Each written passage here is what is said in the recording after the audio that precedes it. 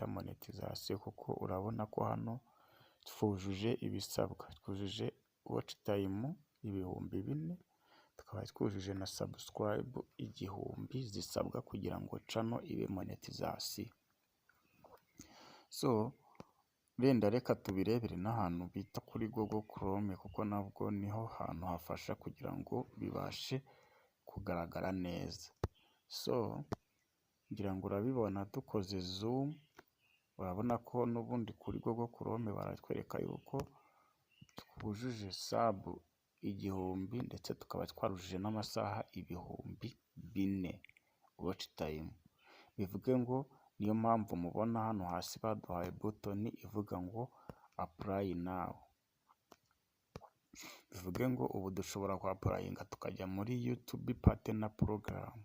So hari abantu benshi batazi gukoresha Google Chrome, baza kuri kano ga application bagakanda hano hantu hasi handitse monetize. Hasi handitse monetize, ukaza nyine ukabona yuko bakubwira ko ugomba ku applyinga kuba umu partner program, hari na button ivuga ngo apply now.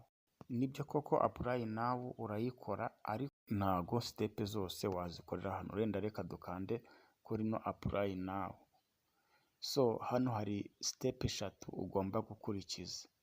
Hari step ya mbere ya agreement with YouTube partner, nyine ama community ya YouTube nyine terms ugomba kubanza ukazisoma, then wamara kuzisoma ukazagisebutinga cyangwa se ukazemera.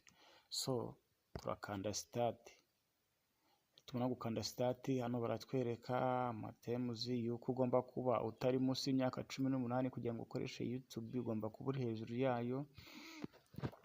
Monetization revenue bakakwereka ukuntu hano zigenda, mbese urasoma kuko hano kuvuga ngo subscription revenue YouTube will pay you 15%, bazaba guhemba 55% by'abakiriya.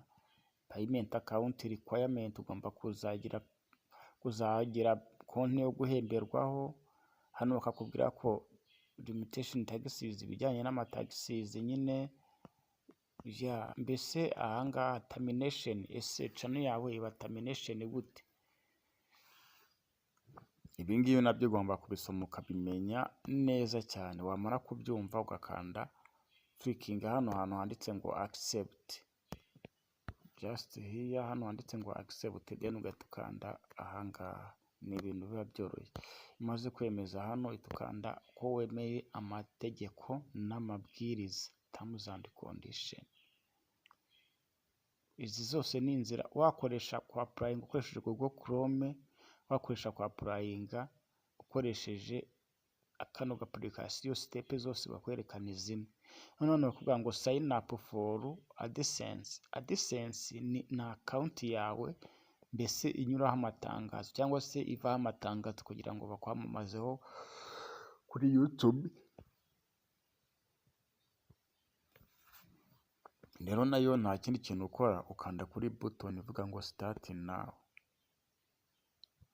Ahanga yumise kuri button ivuga ngo start now, barakubaza ngo usanga ufite exist. Yes, I have an AdSense account. Usanga ufite AdSense account? No, I need to create one, cyangwa I don't know. I need no, nkeneye gufungura ine cyangwa se nta n'ikintu nziho. Iyo nta n'ikintu biziho ukanda hano munsi bakakuyobora. Iyo usanzwe ubizi ukanda hano ha kabiri mo hagati ukavuga ko ntayo ufite ariko ugiye kugira gute kuyifungura. Reka dukande hano I need to create one. So ahangaha barakubwira ngo once screen close Google account, you want to create AdSense account will directed AdSense account. Nyine hano barakubwira ko bari bwahita bakohereza direct kuri email yawe kugira ngo ubashe kugira gute ucreating. Nta kindi dukora, dukanda next, ukabireka biga processinga, bakakujyana hehe kuri Google. Ahangaha nibwo bakwereka ama email yawe, ugahitamo email ushaka kulinkinga. Kwe dushaka kulinkinga n'iyi email ya nyuma ivuga ngo fast, tukayikanda no email yacu ya nyuma ivuga ngo fasita. Okay, urabona aha ngaha barameshoninga ibingibi byose hano. Yes, ntari bishaka. Yes, send me customized. Aha ngaha ni nko kugira ngo bajye bakohereza message z'impinduka cyangwa comments ziri kuba kuri AdSense yawe. Noneho hano select country ugomba guselectinga ni igihugu ubamo cyangwa se uherereyemo, kuko kino gihugu nicyo kizagufasha ko umanaginga AdSense yawe, ibijyanye na PIN, ibijyanye na payment. Niyo mpamvu hano tugomba guhitamo njyewe ndi mu Rwanda. Nimba uri muri Uganda urahitamo Uganda, nimba uba za Mozambique, mbese uhitamo igihugu urimo. Hano niyo mpamvu ngiye ngomba guhitamo u Rwanda. Iyo urangije guhitamo igihugu, nabwo baguha amategeko n'amabwiriza agendanye n'iyo AdSense muri icyo gihugu mu bitandukanye, ukaba wayasoma mbese ukayasoma. Iyo umajije kuyasoma n'ibijyanye na payment byose nibwo uza ugahita wemeza yes nayasomye koko, mbona ntaribi. Then ugahita ukanda hano hantu handitse create account, ko ugiye gufungura AdSense account. Just ni ibintu biri simple. Ubushize naberetse ukuntu bakora monetization bakoresheje Google Chrome, ubu ngubu mberetse ukuntu bakora monetization bakoresheje kano application ka YouTube. Akangaka kano application ka YouTube. So aha ngaha rero tugiye gushyira gute, tugiye kuzuza information. Izi information hano tugomba kugira gute, tukora ko account iri individual.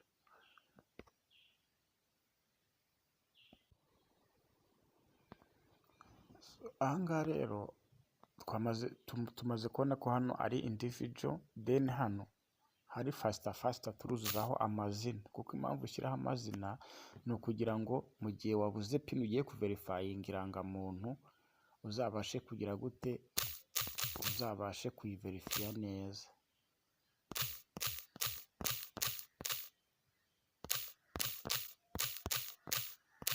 Hano tukuzamo iki, amazina. Twamara kuzuzamo amazina tukaza tugashyiraho line 1, line 2, line 3. mbese aha ngaha rero address 1 cyangwa address 2 wenda dushobora kuza tukavuga ati wenda address 1 ni iyi ngiyi.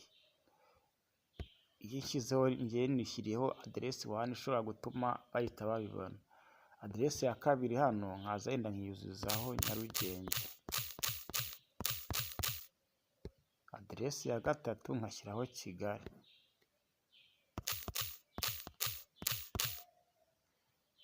Address ya kane ni phone number. Phone number iri option, ushobora kuyishyiramo cyangwa ntuyishyiremo.